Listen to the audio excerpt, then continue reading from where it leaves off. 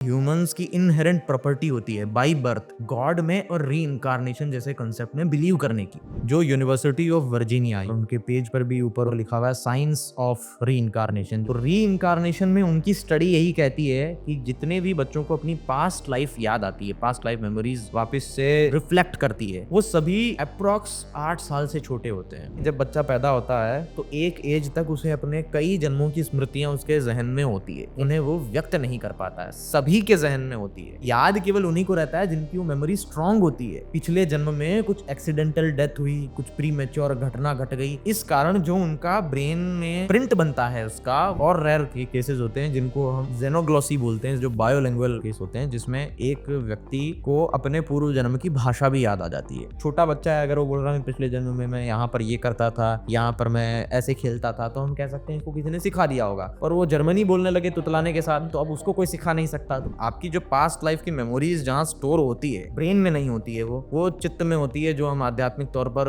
मन बुद्धि चित्त अहंकार बोलते हैं, और जिसको हम न्यूरो साइंस में कॉन्शियसनेस, प्योर कॉन्शियसनेस, साइकोस्फेयर, ये सब में हम स्टडी करते हैं। तो ये चीजें अभी ऐसी है कि इस पर कंट्रोवर्सी भी क्यों करते हैं एथिस्ट लोग, क्योंकि ये चीजें अभी डिटेक्टेबल नहीं है। और हमारे ग्रंथों में भी इसको इंद्रियों से परे बताया गया है। आप इन्हें कर्मेंद्रियों, ज्ञानेंद्रियों से सीधा प्रत्यक्ष रूप से डिटेक्ट नहीं कर सकते हैं।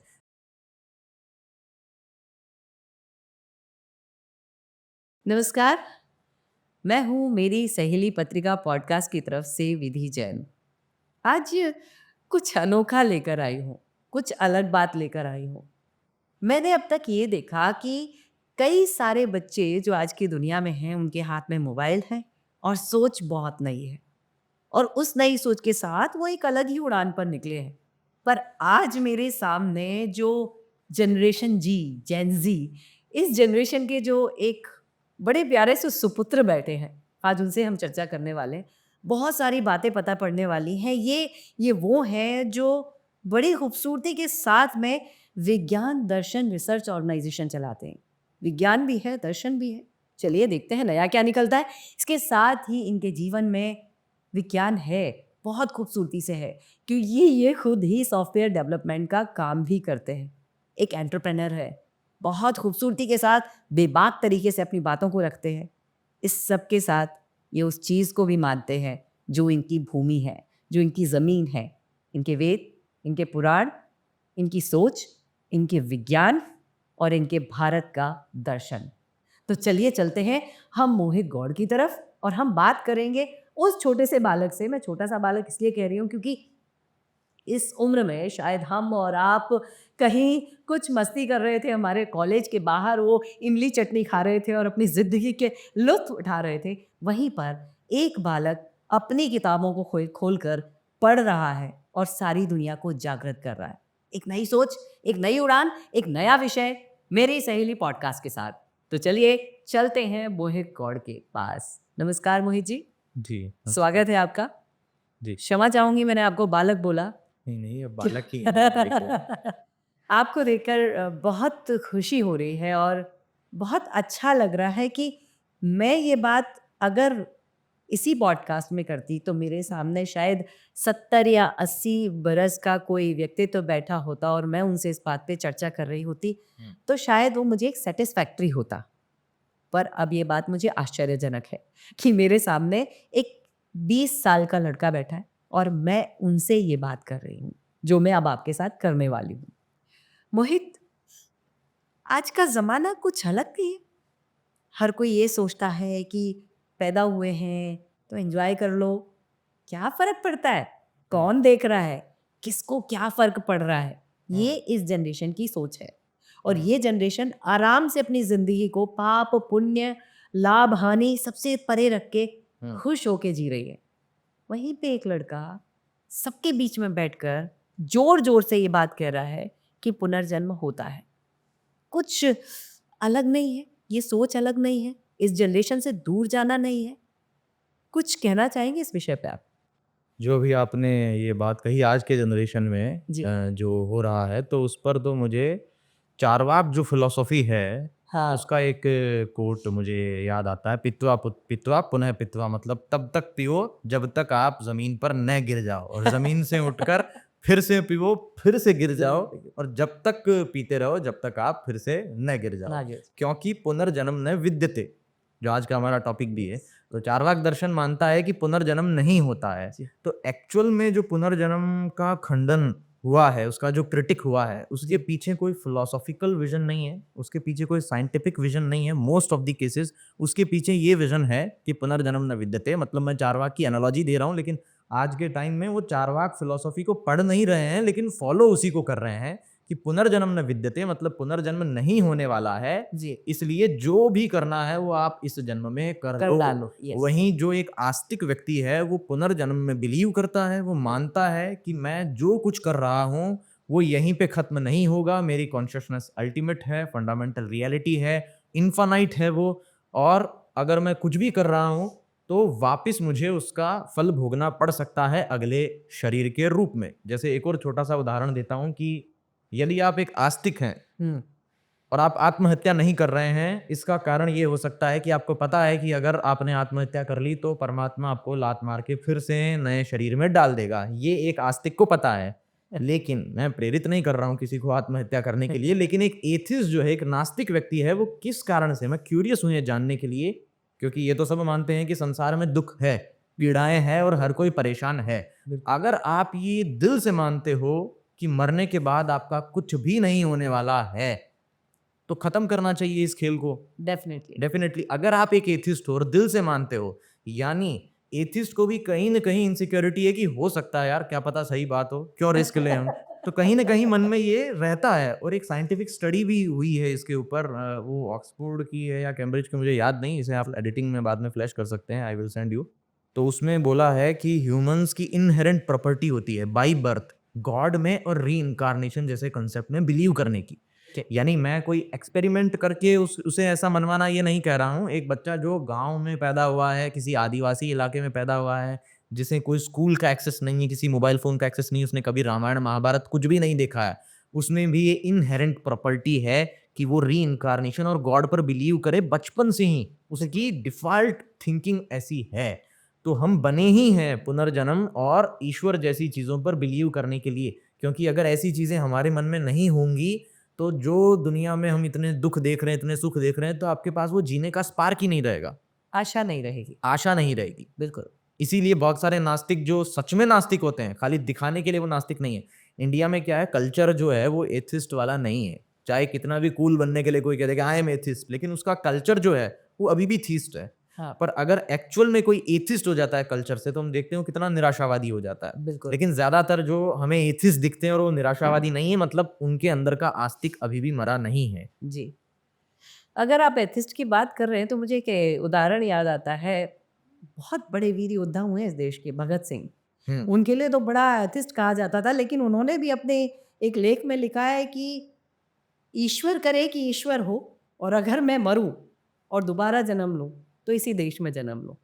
तो जब इतना बड़ा एथिस्ट अगर इस बात को इस तरह से रख सकता है, तो हम सभी को एक आशावादी होना चाहिए। होना चाहिए। और एक और बात कि भगत सिंह की आपने बात की है, तो भगत सिंह की जब जो उम्र थी जिसमें उन्हें फांसी मिल गई, 23 वर्ष 23 साल, तो एक व्यक्ति अपनी किस फिलॉसफी पे स्टैंड करता है, ये उसके पूरे लाइफ स्पेन में डिसाइड होता है कि वो किस कंक्लूजन पर पहुंचता है। केवल 23 इयर्स में हम ये भी नहीं बता सकते सच्चाई क्या है, वो तो छोड़ दीजिए, भगत सिंह क्या मानते, किस पड़ाव पर वो जाकर पहुंचते, ये हमें नहीं पता चला। पहली बात तो ये। दूसरी बात, जो हमें उनका बीच का जो एक ग्लिम्स मिला, उसमें भी उनकी जो नास्तिकता थी वो समाज के प्रति थी। वो फिलोसॉफिकल नास्तिकता न होकर सोशल रिफॉर्म वाली नास्तिकता थी। जब एक व्यक्ति परेशान हो जाता है समाज से कि यदि आपका धर्म आपको यही सिखाता है कि देश गुलाम है, लेकिन फिर भी आप ईश्वर के भरोसे बैठे रहो, तो मैं नास्तिक हूँ। अगर आपका धर्म यही सिखाता है कि चोरी हो रही है, लूट मच रही है, बलात्कार हो रहे हैं, प्रशासन कोड़े मार रहा है, पर फिर भी आप बैठें और अपने घर में चैन की रोटी खाएं, तो ऐसे कल्चर से मैं नास्तिक होना बेहतर समझता हूँ। ये एक व्यंग्य में था, ये क्रांति थी जी। तो उस एथिज्म को, बदलाव के लिए, हाँ, इस साइंटिफिक एथिज्म को थोड़ा सा अलग देखना चाहिए जी। अब मेरा एक और प्रश्न आता है। एक छोटा सा बालक पैदा हुआ है ना, और वो छोटा बालक सो रहा है, सोते-सोते कभी मुस्कुराता है, कभी रोने लगता है, तो हमारे घर की दादी-नानियाँ या कई जो पुरानी महिलाएँ हैं, वो बहुत स्नेह से कहती हैं, "देखो, ये अपने पिछले जन्म की बात याद कर रहा है। हुँ। देखो, इसको अपना पुराना जन्म याद आ रहा है या पुरानी बातें याद आ रही हैं।"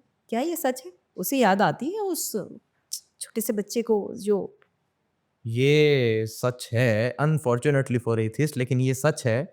ये सच ऐसे है, ज़रूरी नहीं कि मैं ये कह रहा हूँ कि जो दादी-नानी कहती है वो बात सही है और उस वक़्त उनको पुराना जन्म याद आ रहा होता है, लेकिन ये एक कहने का तरीका है।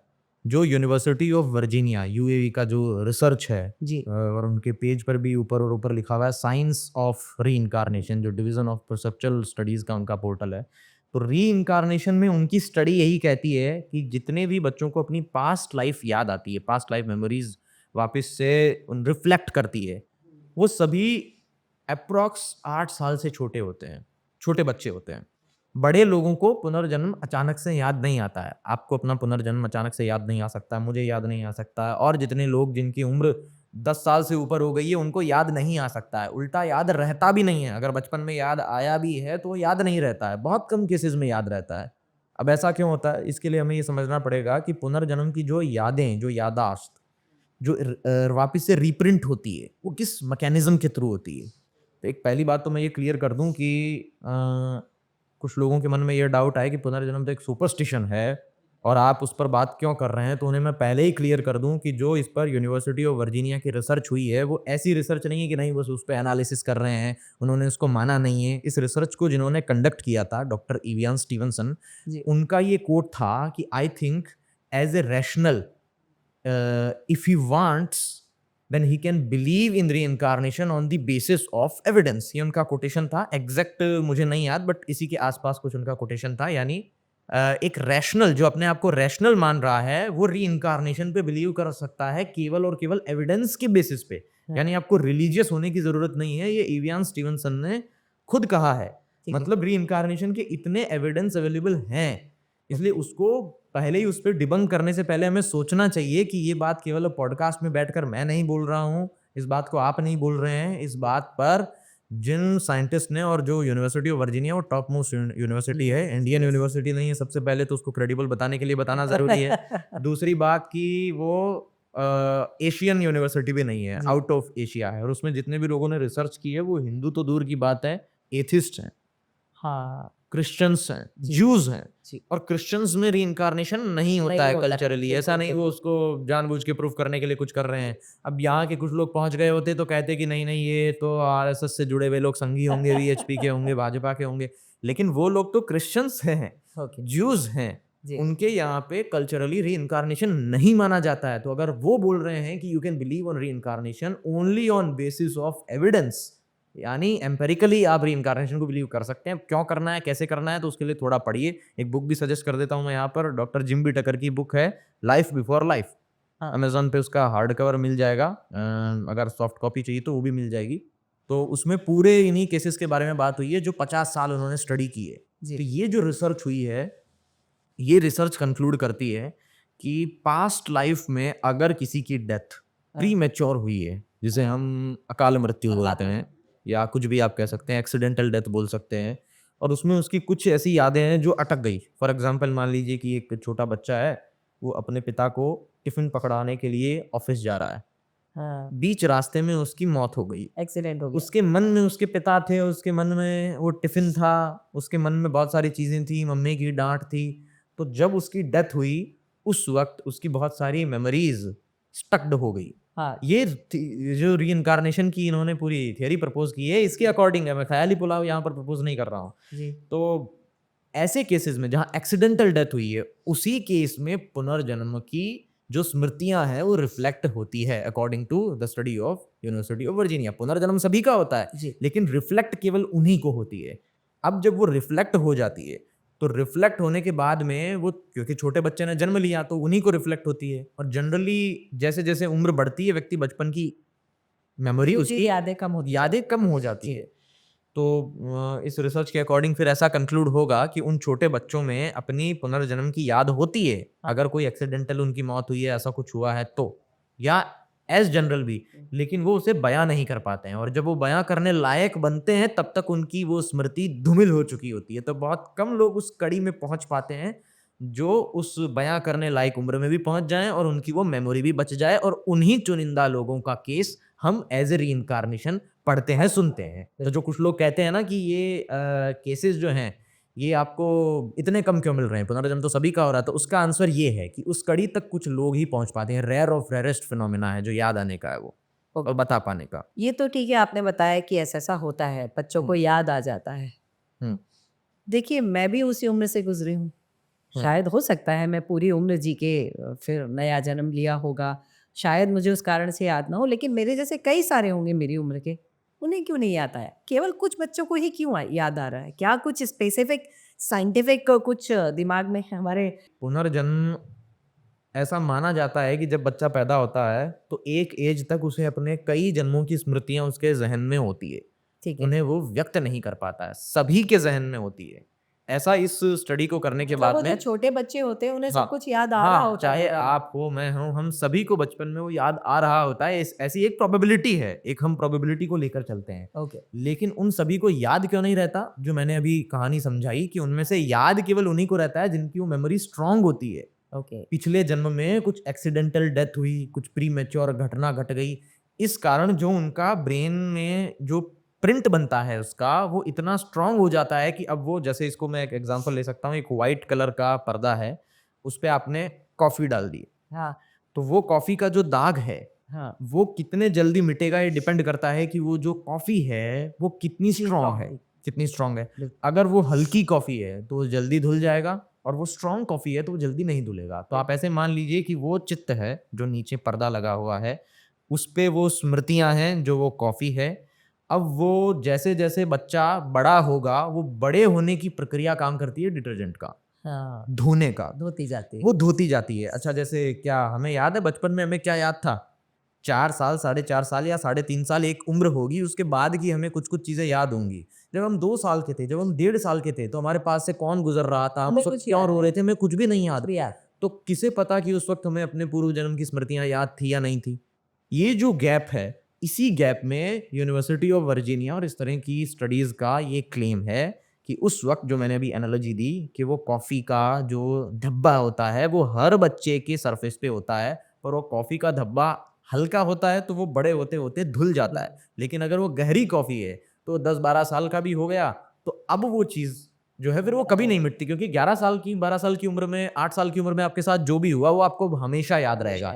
तो उसे सर्वाइव करना पड़ेगा उस मेमोरी को उस एज तक। और वो कॉफ़ी का जो धब्बा है, वो कॉफ़ी कितनी स्ट्रांग है, ये कौन डिसाइड करेगा इस एनालॉजी में? जो पिछले जन्म की मैंने प्रीमैच्योर घटना बताई, अगर कुछ ऐसा एक्सीडेंटल हुआ है तो वो धब्बा स्ट्रांग होगा, और अगर ऐसा कुछ नहीं हुआ है तो आपकी जनरल मेमोरीज जो है वो वीक होगी।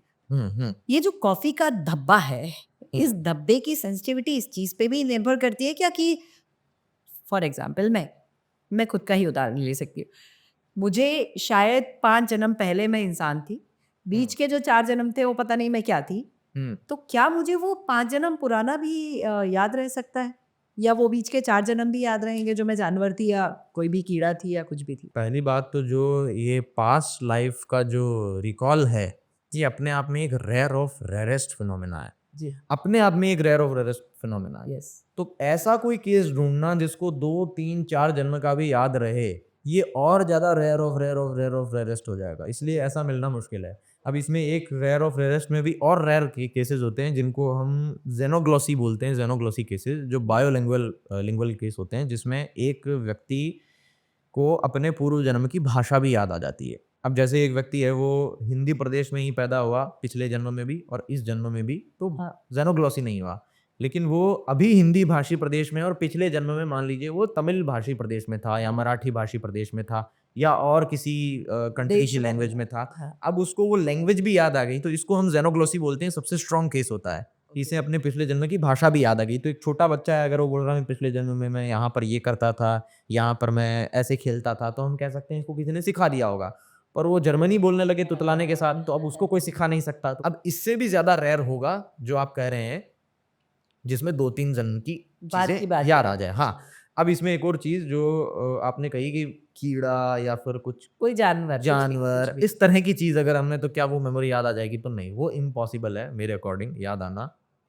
इसलिए इम्पॉसिबल है वो, क्योंकि जब आप अगर कीड़े होंगे या फिर कुत्ता बिल्ली भेड़ बकरी कुछ भी होंगे, उस वक्त आपका ब्रेन, आपका नर्वस सिस्टम इतना कैपेबल ही नहीं है कि बहुत ज़्यादा मेमोरी को रिटेन कर पाए। ओके। जैसे अगर आप गूगल करेंगे कि एक डॉग की मेमोरी कितनी होती है, तो उसकी शॉर्ट टर्म मेमोरी 30 मिनट होती है और लॉन्ग कुछ ज़्यादा होती होगी, 30-35 मिनट से शुरू होती है और 2-3 दिन तक लास्ट रहती है। ओके। तो हमें कोई भी चीज़ हमने देखी या सुनी, तो हमारी मेमोरी तो सैकड़ों साल हो सकती है, लेकिन वहीं उसकी 30-35 मिनट होती है, तो वो उसी जन्म में भूल जा रहा है, अगले जन्म में कहाँ से याद क्या रखेगा? याद रखे? तो मनुष्य का ही मनुष्य में पुनर्जन्म याद रहता है। ओके। होता तो अनेक में है, लेकिन हमें सामने वही दिखता है जो पिछले जन्म में भी मनुष्य हो, और ज़्यादातर जो खुद के भाषी प्रदेश में ही उसका जन्म हुआ हो, तो उसे जल्दी याद आएगा। दूसरी भाषा है तो एक अटकाव आ जाएगा, याद होने में कठिनाई होगी। इसलिए ज़ेनोग्लिसी के केस रेयर मिलते हैं। चलिए, तो आपने बता दिया कि अगर मैं पिछले जन्म में जानवर थी तो शायद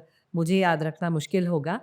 लेकिन अगर ये पुनर्जन्म की बात है तो इंसान ही होना चाहिए, तो आपको जल्दी याद रहता है। एक शो आता था, ये मेरे बचपने की कहानी है, किस्सा पिछले जन्म का। एक टीवी पे एक शो आता था। अच्छा। राजीव खंडेलवाल जी लेते थे और एक मशीन में लिटाते थे और वो पिछले जन्म की कहानियाँ लोगों से उगलवाते थे। और इवन अभी भी हिप्नोटिज्म और बहुत सारी चीज़ें होती हैं जिनमें लोग पिछले जन्म की बहुत सारी बातें कर देते हैं। तो क्या सच है ये? हो सकता है ऐसा? मशीनों के थ्रू आप मुझे मेरा पिछला जन्म याद दिला सकते हैं? नहीं, मुझे तो नहीं लगता है कि मशीन के थ्रू ऐसा हो सकता है। अगर ऐसा कहीं पे है तो उसको फिर रिपिटेटिव एक्सपेरिमेंट के थ्रू प्रूव करना चाहिए। लेकिन मैं ऐसा मानता हूँ कि ज़्यादातर जो ऐसा करते हैं कि हम आपको आपकी पास्ट लाइफ़ बता देंगे या फिर उसमें से कुछ हम सॉल्यूशन बता देंगे। तो टू बी वेरी फ्रैंक, मैं सीधा उसमें यही बोलता हूँ कि वो एक बिज़नेस है और वो एक दुकान चलाई जा रही है। अगर ऐसा होता तो फिर वो बहुत कुछ बता देते। नहीं, क्योंकि कई बार ऐसा सुनने में आया है कि अमुक व्यक्ति को ऊँचाई से डर लगता है, तो फिर उसको हिप्नोटिज़्म किया जाता है, फिर पता पड़ता है पिछले जन्म में तुम पहाड़ से गिर हाँ, गए हाँ, थे। ये तो इसके पीछे साइंटिफिक स्टडी है कि ये जी, जो फ़ोबिया होता है, जी। फ़ोबिया का रीज़न ये हो सकता है कि इन्हेरेंट आप में जो ऊँचाई का डर है या फिर बचपन से कोई पियानो अच्छा बजा लेता है, हाँ, किसी का मैथमेटिक्स अच्छा है, तो वो उसके पूर्व जन्म का पुरुषार्थ था जो अब उसको प्रारब्ध के तौर पर मिल रहा है, ऐसा होता है। लेकिन इसको कोई मशीन लगा कर के बता देगा, ऐसा मुझे नहीं लगता संभव है, क्योंकि आपकी जो पास्ट लाइफ़ की मेमोरीज़ जहाँ स्टोर होती है, जी। ब्रेन में नहीं होती है वो चित्त में होती है, जो हम आध्यात्मिक तौर पर चित्त, आत्मा। मन, बुद्धि, चित्त, अहंकार बोलते हैं, और जिसको हम न्यूरो साइंस में कॉन्शसनेस, प्योर कॉन्शसनेस, हाँ। साइकोस्फेयर, ये सब में हम स्टडी करते हैं। तो ये चीज़ें अभी ऐसी है कि इस पर कंट्रोवर्सी भी क्यों करते हैं एथिस्ट लोग? क्योंकि ये चीज़ें अभी डिटेक्टेबल नहीं है और हमारे ग्रंथों में भी इसको इंद्रियों से परे बताया गया है। आप इन्हें कर्मेंद्रियों, ज्ञानेंद्रियों से सीधा प्रत्यक्ष रूप से डिटेक्ट नहीं कर नहीं सकते कर हैं। सकते। तो ये संभव ही नहीं है कि आप किसी कैमरे जैसा कोई डिवाइस बना लें और उससे आप आत्मा क्या का ट्रैवल करके आ जाए, ऐसा संभव। मैं कैमरे वाली बात पे मुझे याद आया कि एक दिन ऐसे ही सोशल मीडिया का ज़माना है, वीडियो देख रही थी, तो देखते-देखते मैंने देखा कि एक जन एक्सपेरिमेंट कर रहे हैं कि एक व्यक्ति मर रहा है, उसके चारों तरफ शायद उन्होंने अपने दादाजी या पापा जी पे वो एक्सपेरिमेंट किया था, बहुत सारे कैमरे लगाए थे and they got to know कि आत्मा निकल गई। एंड ऐसा भी सुनने में आया उसी वीडियो पे या हुँ, समवेयर एल्स कि शायद उनकी बॉडी का वेट भी कुछ डिफ़र किया था after hmm. Death of sudden seconds, 1-2 seconds. तो क्या आत्मा का वज़न होता है? क्या आत्मा निकलते हुए दिखती है? क्या वो ज्योति-पुंज होती होता क्या है? नहीं, ये सब ऐसी ही चीज़ों के कारण फिर कुछ एथिस्ट की बातें मुझे ठीक भी लगती है, जो सूडो साइंस डिक्लेयर कर देते हैं ऐसी चीज़ों को। क्योंकि हमारी गीता में ही स्पष्ट बोला है कि आत्मा को न आप काट सकते हो, न जला सकते हो, न चीर सकते हो, न भिगो सकते हो। तो आत्मा जो है वो कोई पदार्थ नहीं है। अस्तित्व की दृष्टि से तो ठीक है, वैसे अस्तित्व है उसका, लेकिन वो कोई फ़िज़िकल चीज़ नहीं है, भौतिक चीज़ नहीं है। प्रकृति से बनी हुई चीज़ नहीं है, पंचभूतों से बनी हुई चीज़ नहीं है, वो निराकार है। जैसे ईश्वर है, आत्मा है, ये सब निराकार चीज़ें हैं, इनका कोई आकार नहीं है, और जिस चीज़ का कोई आकार नहीं है, शेप नहीं है, उसमें ये रूप, रंग, गंध, ये जो गुण बताए गए हैं हमारे दर्शन ग्रंथों में, जी। या मॉडर्न साइंस के एंगल से कहूँ तो जो प्रॉपर्टीज़ है वो उसमें नहीं होते हैं। तो उसका कोई वेट नहीं होगा। अगर उसका वेट है तो मतलब वो आत्मा नहीं है, फिर आत्मा कुछ और है।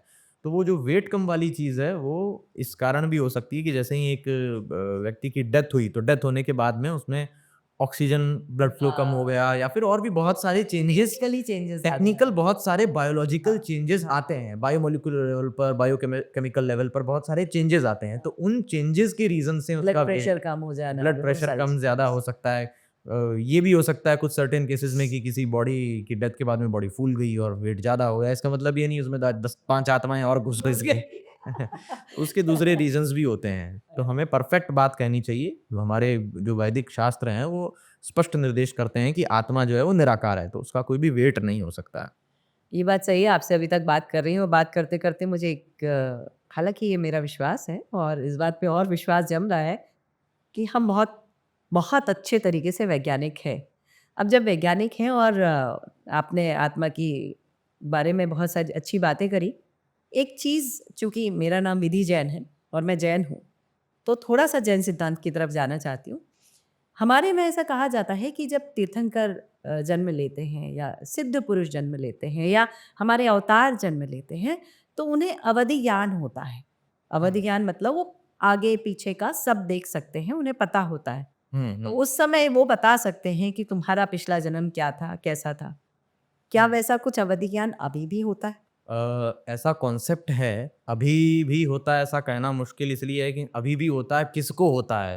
एग्ज़ैक्टली। अभी समय के साथ में व्यक्ति भी तो सामने आना चाहिए कि इसको होता है या नहीं होता है। अब जैसे कुछ चीज़ें ऐसी होती है चाहे हिंदुइज़्म हो, जैनिज़्म हो, बुद्धिज़्म हो, बाहर जो अब्राह्मिक कल्ट है उनकी तो बात ही अलग है। हाँ, जो 3 कल्चर हैं, इंडिक जो फ़िलॉसफ़ी हैं, बुद्धिज़्म, जैनिज़्म, हिंदुइज़्म, बिल्कुल सर। इनमें बहुत सारी चीज़ें कॉमन है, इसलिए मैं इन 3 को ही ले रहा हूँ। जी, तो इन तीनों में ही बहुत सारा पॉल्यूशन हुआ है। ओरिजिनली ये जैसे थे वैसे आज नहीं है। नहीं है, सही है। बहुत सारा पॉल्यूशन हिंदुइज़्म में तो भर-भर के हुआ है।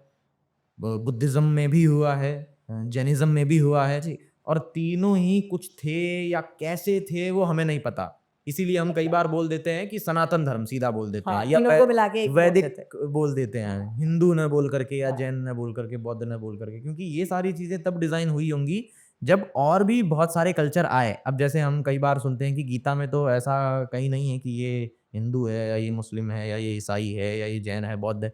क्योंकि उस समय 2 ही चीज़ें थी या तो धार्मिक या अधार्मिक। धार्मिक, या तो व्यक्ति धर्म को मान रहा है या अधर्म को मान रहा है। तो उस समय अलग से बहुत सारे कल्चर थे नहीं। कल्चर थे। जब बहुत सारे कल्चर आए तो लोगों ने एसोसिएट किया कि अच्छा ये है तो फिर मैं अपने आप को हिंदू बोल देता हूँ, मैं अपने आप को ये बोल देता हूँ। तो बहुत सारे कल्चर आने का परिणाम ही ये सारे नाम हैं। उससे पहले हम सभी के पूर्वज एक से सीधा एक ग्रंथों को पढ़ते थे कि ये उपनिषद है, ये वेद है। वो जी। कुछ होते नहीं थे, वो सिर्फ मनुष्य ही होते थे। आइडेंटिटी नहीं होती थी। आइडेंटिटी। तो अलग-अलग फिलॉसफी जो बनी है वो उस पॉल्यूशन के बाद बनी है। तो अलग-अलग नाम आ गए कि कहीं मोक्ष बोला जा रहा है, कहीं निर्वाण बोला जा रहा है, कहीं कुछ बोला जा रहा है। जबकि वो सारे ही संस्कृत में नाम हैं और सबका एक ही मतलब है, लेकिन वो पर्याय के रूप में अलग-अलग जगह पर प्रयोग कर रहे हैं। अब जो आपने इसमें बताया कि इस तरह का ज्ञान हो जाना कि हम अपनी स्मृतियाँ याद कर लें, तो ऐसा ज़रूर जो वैदिक दर्शन है, उसमें योग दर्शन जो है, जी। उसकी परंपरा में ऐसा माना जाता है कि एक योगी को, एक पहुँचे हुए योगी को अपने सारे जन्म याद आ जाते हैं। सारे जन्म याद आ जाते हैं। अब वो इस कल्प के होंगे, किस कल्प के होंगे, बहुत टेक्निकल चीज़ है, उसमें नहीं जाते हैं। पर गीता में भी श्री कृष्ण कहते हैं अर्जुन को कि मैं ज्ञानी हूँ और तू अज्ञानी इसीलिए है क्योंकि तुझे लगता है तेरा यही जन्म है और तू इसी में जो करेगा वो करेगा, बाकी और आगे पीछे कुछ नहीं है। जबकि मुझे अपने सारे जन्म पता है। हाँ, तुझे अपने सारे जन्म नहीं पता है। जी, जी। तो इससे हमें पता चलता है कि एक योगी को, एक सिद्ध पुरुष को अपने पूर्व जन्म पता रहते हैं, लेकिन दूसरे व्यक्ति के भी वो पूर्व जन्म पता कर लेता है। ऐसा अभी तक मेरे नज़र में कहीं नहीं आया। अभी आपने गीता की बात की, तो मैं पुनर्जन्म की बात को लेकर ही चलना चाहती हूँ और बात ऐसी है कि मुझे बचपन से एक बात कही गई है कि सही से रहो। ये जन्म तो तुमने जितना कमाया है उस पे चल जाएगा, लेकिन अगले जन्म के लिए तुम्हें कमाना पड़ेगा। क्या ये सच है? नहीं, नहीं, अगले जन्म के लिए हमें यदि कुछ कमाना है तो वो विद्या है। 2 कॉन्सेप्ट हैं हमारे यहाँ पर, एक प्रारब्ध का, एक हाँ। पुरुषार्थ का। जी। ये पुनर्जन्म से जुड़ी हुई बात है। जी। प्रारब्ध का अर्थ होता है जो भाग्य। हम बचपन से लेकर पैदा हुए हैं और पुरुषार्थ वो जो हमें अर्जित करना है। जी, बिल्कुल। हालाँकि ये भाग्य भी हमारे कर्मों के ही आधार पर है। वो ऐसे हैं कि इस जन्म का प्रारब्ध हमारे पिछले जन्म का पुरुषार्थ है और इस जन्म का पुरुषार्थ हमारे अगले जन्म का प्रारब्ध है। जी। तो आज का पुरुषार्थ कल का प्रारब्ध होगा हाँ। और कल का पुरुषार्थ आज का प्रारब्ध है। तो यानी आज इस जन्म में हम जो कुछ भी अर्जित करेंगे, इस पूरे चराचर जगत में, पूरे यूनिवर्स में, ब्रह्मांड में, हम कहाँ पर भी पहुंच जाएं, मंगल पर, मार्स पर, यूनिवर्स में कहीं पर भी हमें मून पे लैंडिंग मिल जाए, जी जो भी हम कर्म करेंगे वो सारे कर्म हमारे साइकोस्फेयर में अटैच हो रहे हैं। और हम जो कुछ भी सीख रहे हैं, जो अच्छे गुण हम ले रहे हैं, जो दुर्गुण हम ले रहे हैं, वो सारे हमारे ही भीतर उत्पन्न हो रहे हैं, हमारे ही भीतर संचय हो रहे हैं, और वो अगले जन्म में हमें संस्कार के रूप में मिलेंगे। संस्कार एक तो हम स्थूल रूप में कहते हैं कि हमें माता पिता ने दिए, वो संस्कार अलग है। एक संस्कार जो हमारी आत्मा में पहले से हैं, तो हम अभी जो कर्म करेंगे वो हमारे संस्कारों को बदलता जाएगा और अगले जन्म में वो हमें लाभ देगा। तो पैसा काम नहीं आएगा, वो संस्कार काम आएंगे। और संस्कार का अर्थ यहाँ पर जैसे हम कहते हैं ना, अरे पाँव छू लो, नमस्ते कर लो, वो वाले संस्कार नहीं है। संस्कार का मतलब आपने जो कुछ भी पढ़ा है, अगर आपने इस जन्म में संगीत की शिक्षा ली है, संगीत की साधना की है, तो संस्कारों में आपके संगीत से संबंधित कुछ न कुछ चित्तवृत्ति बन जाएगी, जो अगले जन्म में आपको प्रारब्ध के रूप में कितने प्रतिशत मिलेगी वो बाद का विषय है, लेकिन मिलेगी। इसलिए कहा जाता है कि आपको अगर आप साधना में आपको कठिनाई हो रही है किसी भी चीज में, तो हार नहीं माननी चाहिए। जैसे गीता में लाभा लाभो जया जयो करके एक श्लोक आता है कि विन विन सिचुएशन है। अर्जुन को कहते हैं कि अगर तुमने युद्ध लड़ा और युद्ध में तुम जीत गए तो इस वसुंधरा के राज्य को भोगोगे, तो तुम्हारी विजय है। और अगर इस युद्ध में तुम लड़ते लड़ते मर गए तो तुम स्वर्ग को पाओगे, स्वर्ग को यानी अगले जन्म में सुख पाओ। सुख को पाओगे। हाँ। तो दोनों कंडीशन में ही तुम्हारी जय है। इसलिए कर्मण्यवाधिकारेस्तु मा फलेषु कदाचन, कर्म करो, फल की टेंशन मत लो, कर्म करते जाओ। यदि कर्म करते करते मर गए तो अगले जन्म में तुम्हें ये सिक्योर बैलेंस मिल जाएगा, और अगर कर्म करके जीत गए तो इसी जन्म में फल मिल गया। मैं जैन जी, जैन अल्फा और अभी की जो नई जनरेशन आई है जैन बीटा, जो कि अभी पैदा हो रही है, मैं इन सब की तरफ से क्वेश्चन पूछ रही हूँ। क्वेश्चन ये है कि अगर मुझे सिर्फ ज्ञान लेके जाना है, ज्ञान means it can be bookish, संगीत सीख लो, डांस सीख लो, कुछ अच्छी किताबें पढ़ लो, अगर मुझे यही लेके जाना है तो मैं, एक बहुत अच्छा शब्द आता है महिलाओं के लिए, शील, हम्म पुरुष लड़कों के लिए भी आता है, हम्म मैं उसे क्यों बचाऊं? मैं ड्रिंक क्यों ना करूं? मैं स्मोक क्यों ना करूं? मैं लोगों को क्यों ना सताऊं? सताना in the sense not intentionally, but मैं अपने फायदे के लिए क्यों ना करूं ये सब काम? क्यों मैं अपने आप को बचा के रखूं? सिर्फ मैं सीख लेती हूँ ना, सिर्फ मैं पढ़ लेती हूँ, अगले जन्म में मेरे काम आ जाएगा। डेफिनेटली ज्ञान साथ जाता है, नो इशू, पर मुझे अच्छा भी क्यों करना है अगर अगला जन्म उससे रिलेट कर रहा है या नहीं कर रहा? ज्ञान का अर्थ ही है जो आपको अच्छे की ओर ले जाए। जो विकास की ओर ले जाता है वो विज्ञान है, जो विनाश की ओर ले जाता है वो अज्ञान है।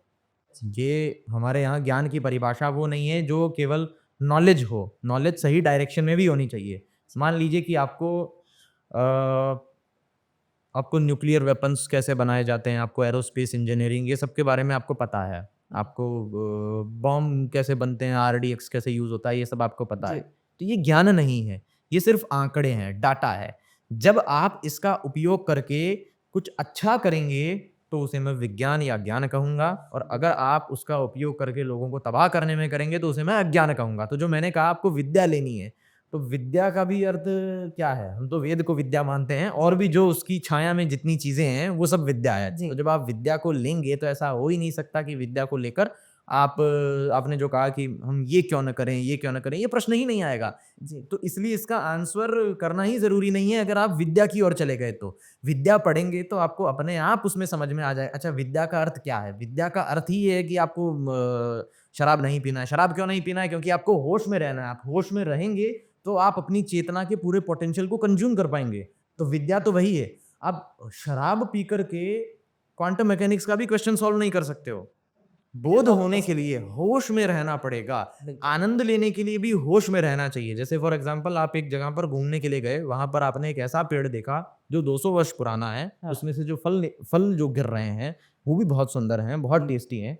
अब एक व्यक्ति जो शराब नहीं पिया हुआ है और एक शराब पिया हुआ है, जो शराब पीकर वहां घूमकर आया है, उसके लिए तो ऐसा होगा कि वो अपने घर की बालकनी में ही घूम के आ गया। पूरा 3 दिन का टूर तो उसके लिए ऐसा है। जो होश से गया है, जो बोध पूर्वक गया है, वो उस पूरे सिनेरियो को ऑब्जर्व करेगा। और मैं तो कहता हूं कि आपने शराब न पीकर कोई एहसान नहीं किया है। शराब न पीने के बाद भी आपको और साधना करनी पड़ेगी उस बोध तक पहुंचने के लिए। तो शराब न पीना एक पॉजिटिव चीज नहीं है। शराब न पीना तो इक्विलिब्रियम है, आप न्यूट्रल हैं। शराब पीना मतलब तो खड्डे में चले गए आप। शराब नहीं पी रहे हैं मतलब अभी आप में पोटेंशियल है ऊपर उठने अभी का, आप अभी चल है। सकते हैं। हाँ, उड़ने के लिए तो आपको और बोध लाना पड़ेगा। जैसे अभी हम एकदम होश में है, कोई ड्रंकन स्टेट में नहीं है, लेकिन फिर भी हमारे बोध की स्थिति वो नहीं है जैसी एक योगी की होती है। तो वो होने के लिए हमें और विद्या ग्रहण करनी पड़ेगी। मॉडर्न टेक्नोलॉजी पढ़ें आप, एंशिएंट टेक्नोलॉजी पढ़ें, आपकी बुद्धि का स्तर आपको और बढ़ाना पड़ेगा।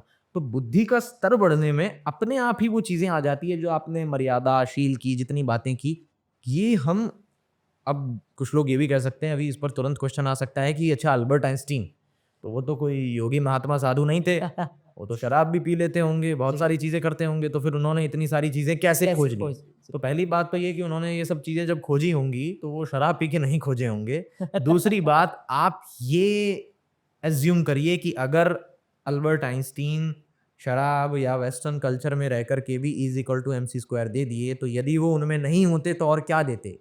ये उस शराब की ताकत नहीं है, ये अल्बर्ट आइंस्टीन की ताकत है कि शराब पीने के बावजूद भी उन्होंने ऐसी सारी चीजें डिस्कवर कर दी। तो अब यदि उस शराब को आप हटा देते तो या और उनका कितना आचरण, कुछ मान मिल लीजिए गया। अल्बर्ट आइंस्टीन किसी गुरुकुल से पढ़े होते तो फिर और फिर वो साथ- यूनिवर्सिटी में भी पढ़ते, तो फिर क्या होता? ऐसा कहते भी हैं, एक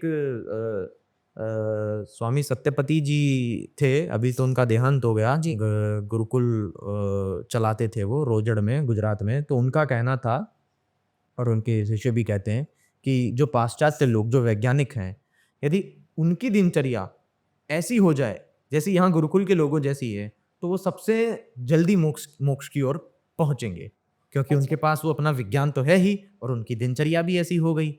तो आपको ज्ञान पर पहुंचने के लिए ऑटोमेटिक कहने की जरूरत ही नहीं पड़ेगी, आपके आचरण वैसे ही हो जाएंगे। ठीक है, तो ये तो बहुत अच्छी बात है कि हमें आचरण करने की जरूरत नहीं है, ज्ञान लेते जाओ आचरण की ज्ञान तरफ। ऑटोमेटिक हमें कुछ ठीक चीजें अनुभव हो जाएंगी। ठीक। अभी एक और बात कहीं से सुनने में आई थी कि ब्रह्मा एक नहीं है, अनेक है। हम्म। ये धरती एक नहीं है, अनेक है। तो मेरी भारत माता की गोद में पैदा हुई, मैं मरी इधर ही, मैं कहीं और जन्म ले ली, तो क्या मुझे याद रहेगा कि मैं उस धरती पे पैदा हुई थी? मतलब मैं एलियन बन गई तो? हाँ, डेफिनेटली वो आपके स्मृति में रहेगा, लेकिन जैसा मैंने आपको ज़ेनोग्लॉसी वाले समय पर बताया, जी। सेम चीज़ यहाँ पर भी अप्लाई होती है कि आपको याद वही चीज़ें हो रही है जो आपसे सिमिलर है, जो आपसे थोड़ी भी डिफरेंट है। जैसे दूसरी लैंग्वेज, तो वो हाँ। केसेस याद आना रेयर ऑफ रेयरेस्ट में काउंट हो रहा है, वो बहुत कम हो रहे हैं। तो हाँ। आपने एक ऐसा केस मेरे सामने एज्यूम करवा दिया जिसमें एक दूसरे प्लेनेट पर आप हैं, जिसका पूरा कल्चर ही अलग है, पूरा एटमॉस्फेयर ही अलग है, तो उसके याद आने के चांस तो एकदम नेक्स्ट टू Rare जीरो हो है। जाते हैं। अब एक और प्रश्न यहाँ पे आ रहा है कि मैं आराम से अपनी लाइफ जी रही हूँ, सटल लाइफ चल रही है, और चलते चलते कई बार ऐसा होता है कि मैं इस गली से दोबारा निकल रही हूँ, मैंने ये चीज़ देखी है, द सेम टाइम मैंने ये खाया है, या यही चीज़ घटित हुई है मेरे साथ। तो क्या ये पुनर्जन्म की बात है या कुछ और है? इस फिनोमेना को हम डेजा वू बोलते हैं। ओके। डेजा वू का मतलब होता है कुछ ऐसा महसूस होना जो हमें ये आभास करवाए कि ये पहले हो चुका है, लेकिन एक्चुअल में वो नहीं हुआ। हाँ, अभी मान तक लीजिए नहीं कि हुआ। Yes. एक्चुअल में मैंने ये मोबाइल फोन अपना पकड़ा और इस टाइप से मैंने लॉक खोला और मुझे लग रहा है कि ये पहले कभी हुआ, तो ये डेजा वू नहीं है, क्योंकि ये तो मैं 1000 बार Daily कर कर चुका रहे हूँ। हो, हाँ। ये तो मैं 1000 बार कर चुका हूँ। Yes. लेकिन जब मैं ऐसी कोई चीज करूं जो मैंने आज तक कभी नहीं की है, फॉर एग्जाम्पल यहाँ पड़ी बुक उठाऊं और मुझे लगे कि ये बुक मैंने पहले भी कभी उठाई है, हाँ। जबकि हिस्टोरिकली ये बुक मैं पहली बार उठा रहा हूँ, लेकिन मुझे लग रहा है ये बुक से तो मेरा कनेक्शन है। हाँ, कई बार ऐसा होता है किसी गांव में जाओ, जिंदगी में पहली बार उस गांव से निकल रहे हैं, कर्नाटका के किसी गांव से हम पहली बार निकल रहे हैं, ऐसा लगता है ये सब देखा हुआ है, मैं ये सब जानती हूँ देखा इसको। हुआ है। बहुत Yes. जगह पर ऐसा होता है कि आप किसी मोड़ पर चल रहे हैं, आपने अपनी बाइक स्कूटी कार घुमाई और अचानक से वो मोड़ आपको स्पार्क करता है कि पहले से आप इस पर गए, जबकि आप वहां पर और गए ऐसे नहीं ही हैं। गए। किसी गांव में, किसी धर्मशाला में, किसी मैरिज हॉल में, कहीं पर भी आपको कहीं चलते हुए किसी दीवार के पास खड़े होते हुए बहुत स्ट्रांग सी स्पार्क आती है। तो इसको डेजा वू बोलते हैं। अब इसके 4-5 एक्सप्लेनेशन हो सकते हैं जो दिए जाते हैं। अब मैं इसमें से क्लेम नहीं करूंगा कि कौन सा सच है, बट मैं सारी प्रोबेबिलिटीज खोल रहा हूँ दिमाग को ओपन करने के लिए। पहली प्रोबेबिलिटी ये कि ये रीइंकारनेशन से उत्पन्न हुई मेमोरीज है, पिछले जन्म में आप वहां पर थे इसलिए आपको ये स्पार्क कर रही है। ये सबसे पहली प्रोबेबिलिटी। हो सकता है ऐसा है या नहीं, उस व्यक्ति के साथ कुछ और है या नहीं, वो हम नहीं कह सकते हैं। Okay. पहली संभावना ये। दूसरी संभावना ये होती है कि भविष्य में ऐसा कुछ होगा और उसे वो संकेत कर रहा है, ऐसा भी कुछ लोग मानते हैं। मैं अभी तक इसको पूरी तरीके से नहीं मान पाया हूँ, इसकी और रीजनिंग करनी पड़ेगी, लेकिन मुझे जहाँ पर भी प्रोबेबिलिटी दिखती है मैं उसको पिक कर लेता हूँ। ओके। ये हमारे थोड़े यूथ की और एथिस्टिक यूथ की आदत पड़ गई, छोड़ो नहीं ये तो बकवास है। आप जब तक उस पर चिंतन नहीं करोगे, साइंटिफिक एग्जामिनेशन करने का तरीका नहीं है, आपको उसे लेना पड़ेगा चिंतन करना कि हो सकता है कि वो टाइम में आगे कोई चीज होने वाली हो, वो रिफ्लेक्ट हो रही हो, एक प्रोबेबिलिटी के तौर पे मैं इसको रख लेता ऐसा मैंने भी सोचा था कि मैं जब ऐसी घटना होती है ना लिख के रखूंगी हूँ। और फिर दोबारा हुआ तो याद रखूंगी, पर ऐसा पॉसिबल नहीं हो पाता है कॉमन हाँ, पॉसिबल नहीं हो पाता है, और कई बार तो ऐसे टाइम पर आपका दिमाग ही काम करना बंद कर देता है, एक्चुअली। बहुत आपको अलग सी फीलिंग आने लगती है, जो कि एबनॉर्मल होती है। थर्ड पॉइंट अगर मैं डिस्कस करूं तो वो थोड़ा सा रैशनल है और जल्दी से गले उतर जाता है सभी के। वो ऐसा है कि आपने उससे सिमिलर कोई ना कोई चीज़ पहले से की है। जैसे आप पुष्कर की किसी धर्मशाला की गली से गुजरे, हाँ। आपको डेजा वो हुआ, इट मीन्स कि आपने मुंबई के किसी सिमिलर बिल्डिंग के या किसी टाउन के स्ट्रीट से आपका गुजरना हुआ, और वो पैटर्न आपके दिमाग में है, और उस पैटर्न का जितना अंश आपको पुष्कर की उस धर्मशाला की गली में दिखा, वो आपके ब्रेन ने मैच करके आपको ऐसा इल्यूजन दे दिया कि आप यहाँ पहले आए हुए हैं। तो इसका न तो पास से कोई कनेक्शन है, न फ्यूचर से कनेक्शन है। तो ऐसा भी हो सकता है, पास्ट से कनेक्शन भी हो सकता है, फ्यूचर से कनेक्शन भी हो सकता है, और ऐसी कोई चीज़ भी हो सकती है जिसका अभी हमें अंदाज़ा ही ना हो। तो डेजा वू जो है वो थोड़ी कंट्रोवर्शियल चीज़ है, इसके ऊपर अभी स्टडी चल रही है और चलती रहनी चाहिए, क्योंकि जब से फिज़िक्स की दुनिया में क्वांटम मैकेनिक्स और इस तरह की फ़ील्ड्स ने एंट्री ली है, कई लोग तो इन टर्म्स का यूज़ करते हैं ऐसे ही अपनी बात को सिद्ध करने के लिए, और कुछ ऐसे लोग भी हैं जो ये टर्म सुनते ही बोल देंगे कि नहीं, नहीं ये तो कुछ नहीं जानते, जानबूझ के इन टर्म को यूज़ में कर रहे हैं, जबकि ऐसा नहीं है। एक हेनरी लिंडे करके एक क्वांटम फिज़िसिस्ट हैं जी। स्टैनफोर्ड के, जी। तो उन्होंने अपना बयान दिया कि अगर साइंटिस्ट लोग मिलकर एक यूनिफाइड फील्ड थ्योरी बना रहे हैं, हाँ। यानी जो एक थ्योरी जो पूरे नेचर को एक्सप्लेन कर दे, जी। और उसमें कॉन्शियसनेस नहीं है, हाँ। तो मैं उस थ्योरी को कबाड़ मानता हूँ। बिना कॉन्शियसनेस के, कॉन्शियसनेस को इग्नोर करके आप यूनिफाइड फील्ड थ्योरी बना ही नहीं सकते हो। Yes. तो कॉन्शियसनेस जो टॉपिक है वो अभी वेरी हॉट है। इस टॉपिक के ऊपर मल्टीपल यूनिवर्सिटीज काम कर रही है, और इस टॉपिक को आप इग्नोर नहीं कर सकते हो। क्वांटम मैकेनिक्स के आने के बाद हजारों संभावनाएं ओपन हो चुकी है। ये अब एक गली नुक्कड़ पे करने वाली चर्चा नहीं है, डिबंक करने वाली चर्चा नहीं है। यूनिवर्सिटी ऑफ वर्जीनिया में शायद हम ऐसे ही बिना पढ़े चले जाएं, हमारा एडमिशन वहाँ पर ना हो, हम एंट्रेंस एग्जाम क्लियर ना कर पाएं, ऐसी यूनिवर्सिटी इसके ऊपर काम कर रही है। तो ये सब चीज़ों पर एक्सप्लोरेशन होना चाहिए, जो डेजा वू का आपने जिक्र किया। अभी ये बात आपने करी, आपने बताई, मैंने जब बोला कि हो सकता है कि आप फ्यूचर में ये करने वाले हों। You are technical person, I am technical person, दोनों इंजीनियर्स टेक्निकल फील्ड से हैं। मेरी आईटी कंपनी है, तो इंजीनियर्स की टीम है हमारे पास। टीम है, but you are technical person now, कह सकते हैं, सर्टिफाइड नहीं है but you are technical person. जी। क्वेश्चन ये आता है कि बहुत सारे लोग ऐसी एक गोल मशीन बना रहे हैं, उसके अंदर घुस जाओ तो आप फ्यूचर में जा सकते हैं, वो एक घड़ी सेट करके घुस जाओ तो आप पास्ट में जा सकते हैं। ऐसा कुछ है? टाइम ट्रैवलिंग हो सकती है? टाइम ट्रेवलिंग के ऊपर मैंने पहले भी एक पॉडकास्ट में इस पर डिटेल में बात की थी कि मुझे लगता है टाइम ट्रेवल पॉसिबल नहीं है ह्यूमन के लिए। टाइम को देखना पहले क्या हुआ है वो तो पॉसिबल है ही, हम वीडियो बनाते हैं उसे हम देखते ही हैं, कोई और भी तरीका हो सकता है। फ्यूचर में हम जल्दी से जा सकते हैं, ऐसा भी पॉसिबल है, जो हम लाइट की स्पीड से ट्रेवल करके बताया जाता है। लेकिन हम पास्ट में जाके वापस आ जाएं, जिसको हम एक्चुअल में टाइम ट्रेवल बोलते हैं, तो लोग मूवीज में देखते हैं, जिन्होंने इंटरस्टेलर में देखा है, जिन्होंने कार्टून में डोरेमोन में ऐसा देख लिया, वो वाली चीज पॉसिबल इसलिए नहीं हमारे है। अक्षय कुमार भी गए थे, टाइम ट्रैवल करके सब कुछ बदल के। अक्षय कुमार की फिल्म थी, उसमें सब बदला गया। जी। तो इसमें एक फिनोमेना आता है, उसको हम ग्रैंडफादर पैराडॉक्स बोलते हैं। ओके। तो ग्रैंडफादर पैराडॉक्स ये बोलता है कि अगर मैं एक टाइम मशीन बन गई, उसमें हाँ। जाकर अपने दादाजी की मृत्यु देख लेता हूँ, या उनको मैं मार देता हूँ, अपने दादाजी का मर्डर कर देता हूँ, या अपनी दादी से उनकी शादी होने से रोक लेता हूँ, कुछ भी करके। अगर मैं ये पैराडॉक्स कर लेता हूँ तो क्या होगा? तो अब यहाँ पर दो कॉन्सिक्वेंसेज आ गए कि मैं पैदा ही नहीं हुआ। हाँ। जब मैं पैदा नहीं हुआ तो मैं टाइम ट्रेवल करके उनको मार नहीं पाया। जब मैं टाइम ट्रेवल करके उनको मार नहीं पाया, इसका मतलब मैं पैदा हो गया, और मैं पैदा हो गया तो मैं टाइम ट्रेवल करके उनको मारूंगा, और मैं मार दूंगा तो मैं पैदा नहीं होऊंगा, पैदा नहीं होऊंगा तो मैं उनको मारने जाऊंगा। तो ये पैराडॉक्स है, इसका कोई भी एंड नहीं है, ये इन्फिनाइट रिग्रेशन में चला गया। तो इस रीजन से कहा जाता है कि ऐसी कोई मशीन नहीं बन सकती जिसमें आप टाइम में जाके छेड़छाड़ कर सके, क्योंकि अगर आप ऐसा करेंगे तो पूरा साइकिल डिस्टर्ब हो जाएगा। पर इसलिए लेकिन मुझे लगता ऐसा है कुछ पॉसिबल नहीं है ये। सॉरी मैं आपको इंटरप्ट कर रही हूँ, पर ऐसे कई सारे वीडियोस, कई सारी चीज़ें सोशल मीडिया पे दिखती हैं या कई सारी स्टडीज़ भी देखी गई हैं कि कोई इंसान कई साल पहले जब मोबाइल बना ही नहीं था 70s में 80s में, तब मोबाइल लेके खड़ा है या कुछ लेके खड़ा है, तो ये सारी चीज़ें भी आई हैं। तो हाँ, क्या स्टोरीज तो बन जाती है। जैसे अभी मैं आपको कोई बात बोलूँ, वो रिकॉर्ड हो रही है, वो स्टोरी बन गई। आप मुझे कोई स्टोरी सुनाइए, वो स्टोरी बन गई, उस पे 50 लोग बात करेंगे। ऐसे करके र्यूमर्स चल जाते हैं। तो बट मुझे ये नहीं टाइम लगता उसके ट्रैवलिंग पीछे जैसा अभी कोई तक कुछ हुआ नहीं, अभी वैसे भी नहीं हुआ। स्पीड ऑफ लाइट चलना इट्स वेरी टफ। अभी तो पॉसिबल ही नहीं है हमारे लिए वैसे भी। तो स्पीड ऑफ लाइट के बाद भी आप पास्ट में ट्रेवल करके वापस नहीं आ सकते हैं। नहीं केवल आप जल्दी से टाइम को एक्सपीरियंस कर सकते हैं, जिससे आपके लिए 5 मिनट में बहुत सालों जितना समय हो लग जाएगा, सकता। वो भी लाइट ऑफ स्पीड से ट्रैवल करने के बाद। तो अभी तो वैसा कुछ भी पॉसिबल नहीं है। तो अब पुनर्जन्म पे से एक प्रश्न और मेरा यहाँ पे आ गया कि चलिए मैं पिछले जन्म में इंसान थी, मैंने इस जन्म में फिर से मैं इंसान बन गई, जन्म ले लिया, मेरे पास वो सारी कलाएं भी आ गई जो मुझे सीखनी चाहिए थी। अब ऐसा क्या है जो मुझे उसी कला की तरफ मोड़ देता है? लाइक मेरे घर में संगीत का कुछ नहीं है, मैं अच्छा तबला बजा सकती हूँ या अच्छा हारमोनियम बजा सकती हूँ, लोगों को कैसे पता पड़ेगा कि मैं ये काम कर सकती हूँ? वो तो जब आप उस चीज़ को ट्राई करके देखेंगे, तो उसी से अनुभव होगा कि वो आप कर सकते हैं या नहीं। लेकिन जैसा मैंने प्रारब्ध और पुरुषार्थ वाला बताया, जी।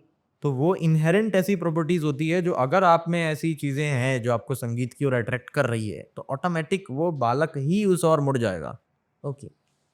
जैसे रामानुजन है, तो रामानुजन एक बड़े मैथमेटिशियन थे। बहुत बड़े तो अगर उनकी ये कार्मिक इम्प्रिंट्स होंगे और इसी रीजन से वो इतने मैथमेटिक्स में अगर अच्छे होंगे, और हम तो उनको मानते भी हैं कि वो प्रातिभ कर्म उसको बोला जाता है दर्शन में, तो वो ऑटोमेटिक उनका मन जो है वो उसी चीज में जाएगा। वो पेन पेपर लेकर कैलकुलेशंस करने लगेंगे। उसके लिए उनको किसी को बोलने की जरूरत नहीं है। जैसे हम बोलते हैं शिकार करने के लिए शेर को सिखाने की जरूरत रहने नहीं की पड़ती। जरूरत नहीं पड़ती। यस मोहित गौड़ जी, बहुत अच्छी चर्चा चल रही है और मुझे बहुत खुशी हो रही है फिर से कि मैं आपके साथ चर्चा कर रही हूँ। इस उम्र में होने के बाद आपके पास इतना ज्ञान है। अब मेरे दिमाग में जो सामान्यतः लोगों के दिमाग में कीड़े होते हैं, वो मेरे दिमाग में भी हैं बहुत सारे। उनमें से एक प्रश्न ये है कि मेरे माता-पिता सेलेक्ट होते हैं, है ना? हम्म। वो मेरा जन्म होता है। उस प्रश्न में मैं थोड़ी देर बाद आऊँगी। पहले मेरा प्रश्न ये है कि मुझे ना बचपन से जो मैंने आपसे थोड़ी देर पहले प्रश्न पूछा था कि मुझे अच्छे कर्म करने हैं, अच्छे धर्म करने हैं, 84 लाख योनियों में हम भटक सकते हैं, एक स्वर्ग होगा, एक नरक होगा।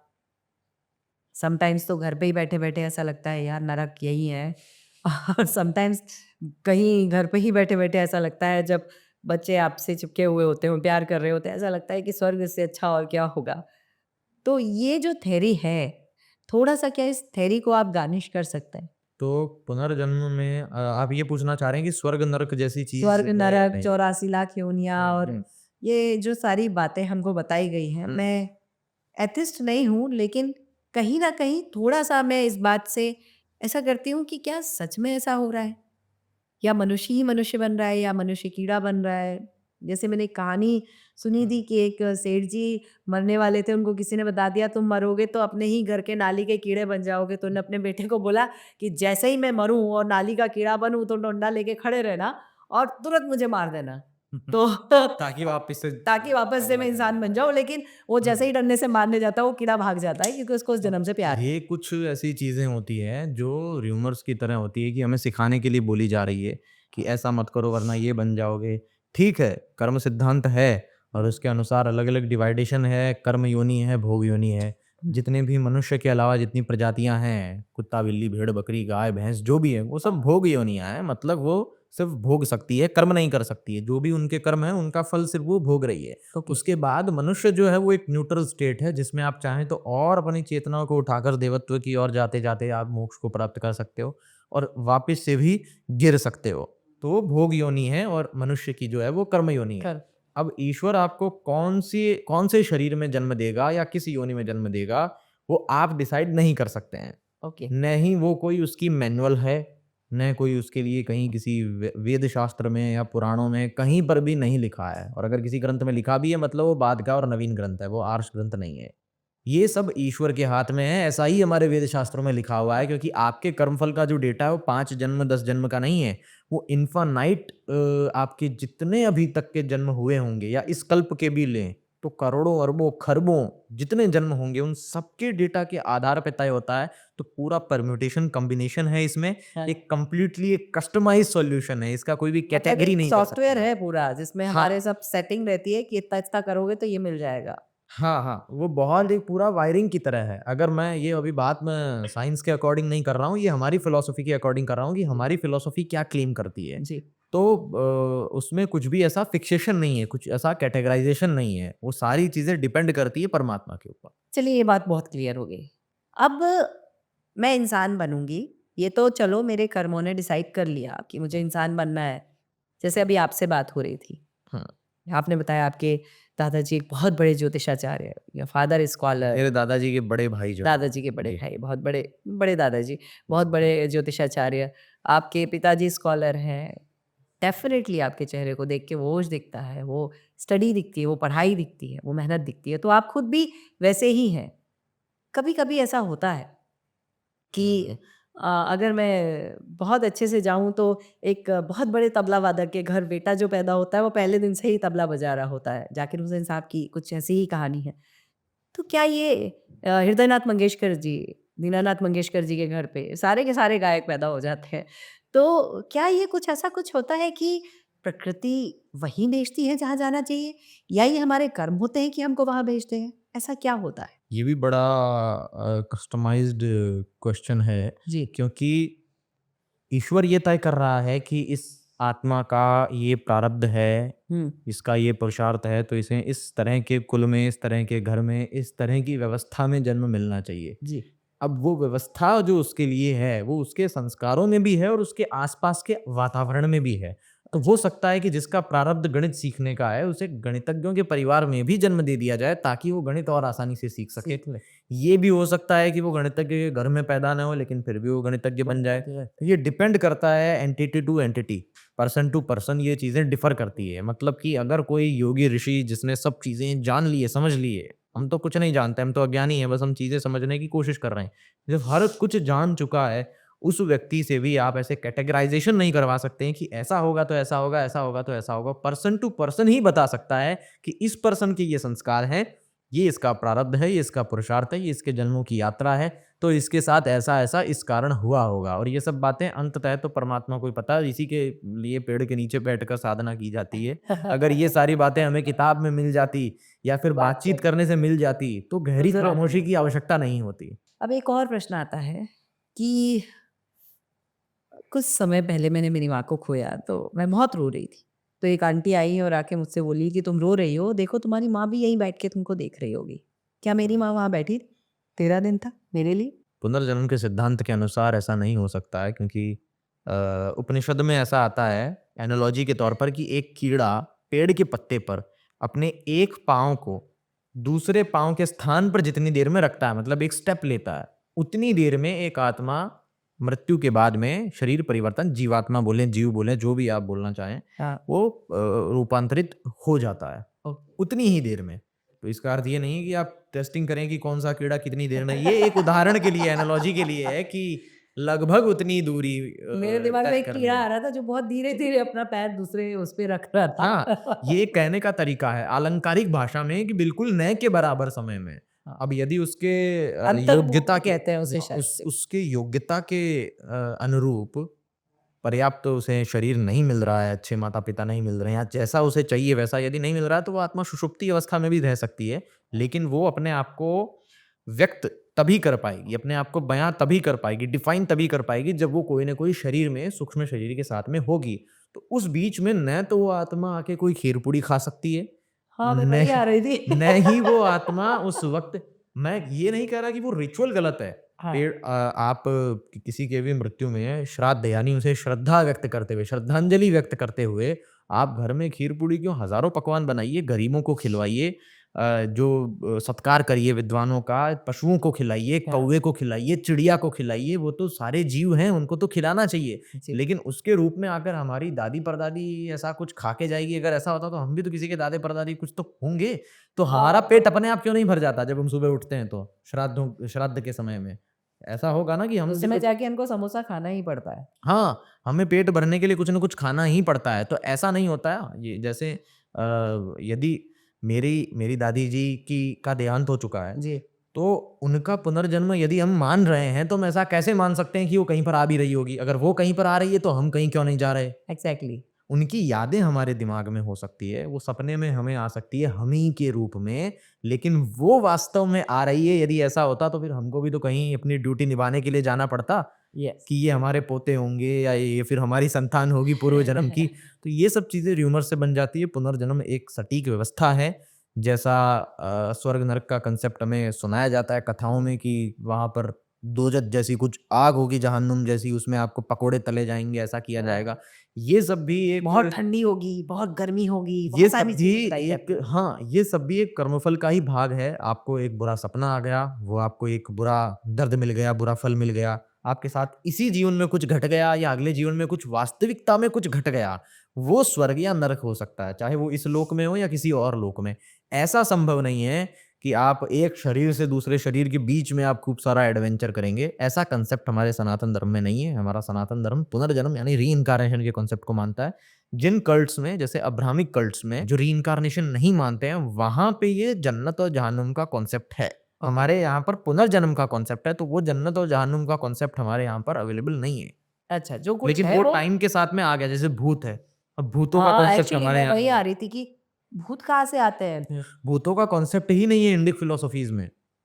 मतलब स्पेशली हिंदुइज्म में भूतों का कॉन्सेप्ट नहीं है। कुछ-कुछ जगह पे बुद्धिज्म में ज़रूर भूतों का कहीं कॉन्सेप्ट मिल जाता है। अच्छा, लेकिन अगर हमारे हम जैनिज़्म में भी नहीं है, भूत हमारे यहाँ पे भी नहीं है। अच्छा, लेकिन हिंदुइज़्म में उसका भूत का कोई भी कॉन्सेप्ट नहीं है और जितना आप पुराना जाएँगे, भूत जैसा आपको कोई कॉन्सेप्ट नहीं मिलेगा।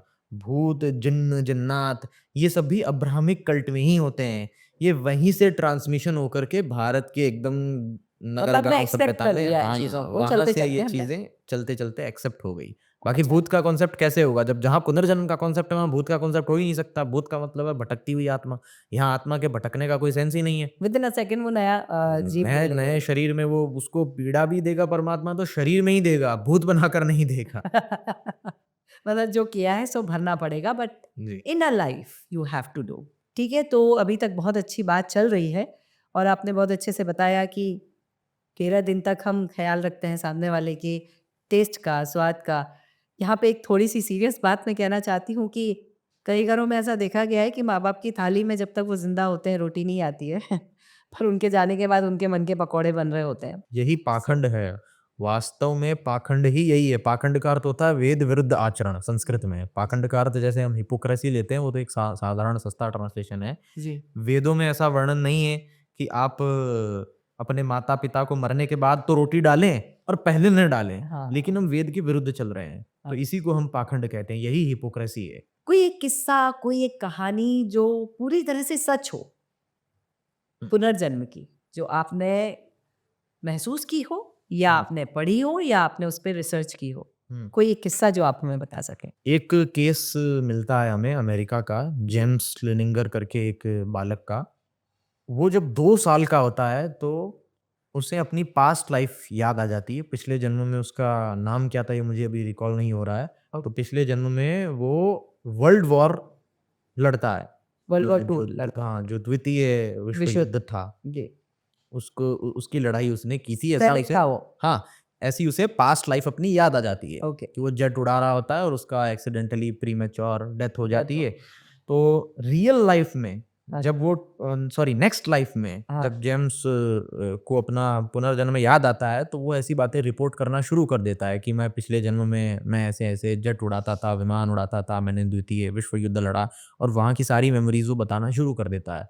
जब ये बात यूनिवर्सिटी ऑफ वर्जीनिया टाइप के लोगों के पास में आई और उन्होंने स्टडी किया और जब वेरीफाई किया तो जो उसने घटनाएँ बताई वो एक की एक घटना मैच हो रही है पिछले जन्म के उस व्यक्ति से जिसकी वाणी वो बच्चा बोल रहा है। यानी एक 2 साल का बालक है जेम्स उसे अपने पुराने जन्म की स्मृतियां याद आ रही है कि उसने वर्ल्ड वॉर टू लड़ा था और वर्ल्ड वॉर टू की वो सारी घटनाएं बता रहा है। और जब उस बच्चे को उन परिवार वालों से, परिजनों से मिलाया जाता है तो बहुत सारी कॉन्फिडेंशियल चीजें बता देता है जो केवल उस मरे हुए फाइटर को ही पता थी, वो उस 2 साल के बच्चे को भी पता है। ओके, मतलब और ये रास्ते दोस्त तक बताने वाला कोई इवेंचुअली जब वो बड़ा होता है बच्चा 2 साल का, हाँ। तो धीरे धीरे वो इन सब मेमोरीज को भूल जाता है।